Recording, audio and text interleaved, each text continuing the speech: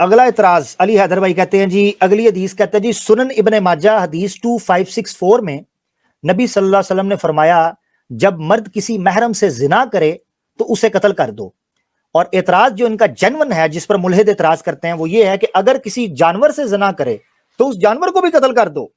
ملحدین اکثر اعتراض کرتا ہے کہ اگر کوئی کسی کتے یا گدھے سے زنا کرے تو اس جانور کا کیا قصور ہے کہ اس کو مار دیا جائے۔ جنون اعتراض ویسے جنون ہے، یعنی میں بھی یہ سوچتا ہوں کہ اگر ایک خبیث انسان نے کسی جانور کے ساتھ منہ کالا کیا ہے تو جانور کو کیوں مارنا چاہیے؟ یہی جو جنون ہے یا اتنا ریشنل اور لاجیکل ہونا ہی اس بات پر دلالت کر رہا ہے کہ حدیث میں کوئی نہ کوئی تو مسئلہ ہوگا، کیونکہ اللہ کے رسول ہم سے زیادہ سمجھدار تھے یقیناً۔ پہلے حدیث آپ کے سامنے رکھتے ہیں، کتاب الحدود کے اندر سنن ابن ماجہ حدیث 2564 ہے اور حدیث بالکل وہی ہے۔ اب اس حدیث کے راویوں کے اوپر، اچھا دارالسلام نے اس کو صحیح لکھا ہوا ہے۔ مزے کی بات یہ ہے کہ البانی صاحب نے پہلے تو اس حدیث کے ایک ٹکڑے کو صحیح اور ایک کو ضعیف کہا تھا، یہ جو جانور والا ہے اس کو پہلے ضعیف کہا تھا، مگر بعد میں انہوں نے پھر اس کو ٹھیک کہہ دیا، حتیٰ کہ زبیر علی زئی صاحب نے بھی ٹھیک کہا ہوا ہے۔ یہی دو بڑے نام ہیں جو حدیث کی تحقیق کرتے ہیں، مگر افسوس کے ساتھ کہنا پڑتا ہے کہ جب آپ صرف اور صرف سند کے اعتبار سے چیزوں کو دیکھنا شروع کریں تو بہت سی چیزیں آپ کو ٹھیک کرنی پڑیں گی۔ سند تو جعلی بن سکتی ہے مگر متن جعلی نہیں بن سکتا۔ اس کی وجہ یہ ہے کہ متن اگر آپ جعلی بنانے کی کوشش کریں گے تو ہم اس کو کمپیریٹیولی دوسرے کانٹیکسٹ اور ٹیکسٹ کے ساتھ جب کمپیریزن انالیسس کریں گے ہمیں پتہ چل جائے گا یہ کتنا جھوٹ ہے کتنا سچ ہے۔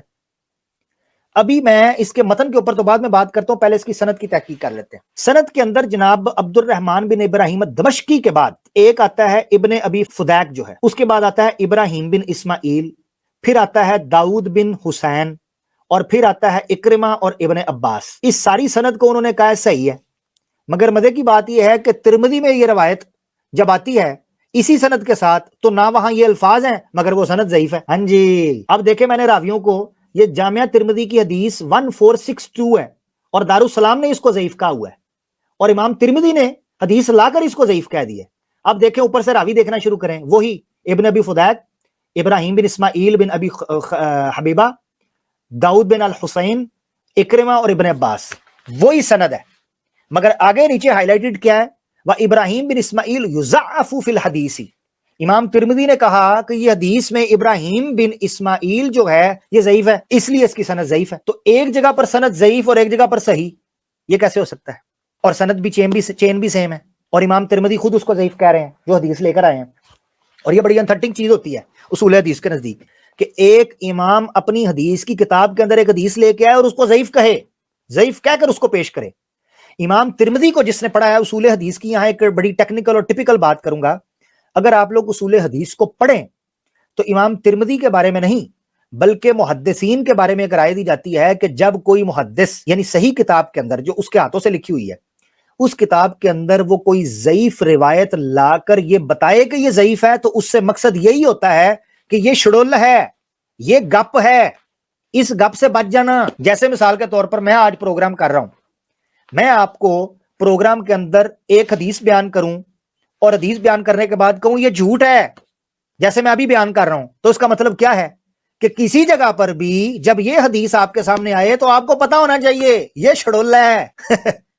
تو امام ترمذی بھی اس حدیث کو جب لے کے آئے اور بتایا ہے تو انہوں نے یہ بیان کیا ہے کہ بھئی یہ گپ ہے۔ اور مزے کی بات بتاؤں آپ کو، اب درایت کے اعتبار سے سمجھے، زبیر علی زئی صاحب نے جب اس حدیث کی تحقیق کی تو انہوں نے حاشیے اس کو صحیح لکھا مگر حاشیے کے اندر آ کر کہتے ہیں جی امام ترمذی نے اس کو ضعیف کہا ہے یہاں کے راوی کو۔ ہاں اگر اس کو ضعیف مان بھی لیا جائے تو ہمارا جو محرمات والا مدعا ہے وہ حل ہو جاتا ہے۔ کیسے؟ کیونکہ محرم سے شادی کرنا یعنی جو آپ کے بہن بھائی کا، ماں باپ کا، ابدی محرمات جن کو کہتے ہیں، ان کے ساتھ شادی کرنے والے کو قتل کر دیا جائے، اس کی صحیح حدیث سنن ابن ماجہ میں 2607 نمبر ہے۔ تو زبیر زئی صاحب کہتے ہیں کہ محرمات کے ساتھ نکاح کرنے کی حرمت کے لیے ہمیں دوسری حدیثیں مل جاتی ہیں، اگر اس کو ضعیف بھی کہہ دیں تو ہم یغنیانی، انہوں نے الفاظ استعمال کیے یغنیانی، ہم مستغنی ہیں اس حدیث سے اگر اس کو ضعیف بھی کہہ دیا جائے۔ اس سے بھی پتہ چلتا ہے کہ انہوں نے صرف اور صرف سند کو ٹھیک کہا ہے، متن کے اوپر پھر بھی ان کو شک ہے، وگرنہ کوئی محدث یہ نہ نیچے کہتا کہ اگر اس حدیث کو ضعیف بھی کہہ دیا جائے تو دوسری جگہ سے ہمارا مدعا حاصل ہو جاتا ہے۔ مگر مزے کی بات یہ ہے کہ دوسری کسی حدیث کے اندر بھی یہ الفاظ نہیں ہے کہ اس جانور کو مار دیا جائے۔ اب اس کے اوپر پھر فقہ کے اندر بحث شروع ہو گئی۔ آپ حیران ہوں گے اس حدیث کی وجہ سے فقہ کے اندر باقاعدہ مسئلے موجود ہیں کہ अगर जिसने किसी जानवर के साथ मुंह काला किया है वो उसका अपना जानवर हो तो फिर क्या जानवर को हलाक कर दिया जाएगा या नहीं, क्योंकि उसकी अपनी मलकियत है। अच्छा, बाज ने कहा हाँ हलाक कर दिया जाएगा, बाज ने कहा कि नहीं छोड़ दिया जाएगा। अच्छा, फिर ये आया कि अगर जानवर किसी और का हो तो फिर क्यों हलाक करें? भाई गंद उसने किया है, मलकियत किसी और की है, तो आप उसकी मलकियत को क्यों कत्ल कर रहे हैं?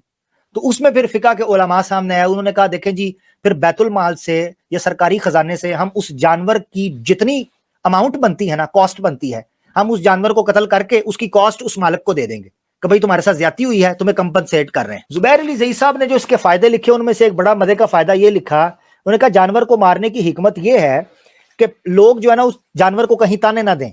ये मैं मजाक से कह रहा हूं, उन्होंने कुछ और लिखा है। उन्होंने ये कहा है कि इस्लाम फहाशी के फैलने और बुरी बातों के करने से मना करता है, लिहाजा इस्लाम ये कहता है कि कल को वो जानवर कहीं किसी जगह पर चल रहा होगा तो लोग उसको देख कर कहेंगे ओए ये वो कुत्ता है, या ये वो खोता है, या ये वो गाय है, या ये वो जानवर है जिसके साथ फलां बंदे ने बदकारी की थी। तो उससे चूंकि बातें फैलेंगी और मजाक बनेगा और जिल्लत होगी और फहाशी और यानी की बातें होंगी और फजूल और लगव काम होंगे, इसलिए अल्लाह के रसूल ने कहा कि ऐसे जानवर को भी कत्ल कर दो। अब ये हिकमत किस कदर माकूल है ये आप लोग फैसला कर सकते हैं। मैंने अपनी जाती राय के अंदर सुनन तिरमिज़ी के अंदर से इसी रिवायत के ज़ेफ के ऊपर इस्तदलाल कर दिया, क्योंकि ये रिवायत सनदन भी कमजोर है और इसके साथ साथ दरायतन भी इसके ऊपर सवालात उठाए जा सकते हैं। तो उम्मीद है कि आप इसे समझ चुके होंगे इस रिवायत।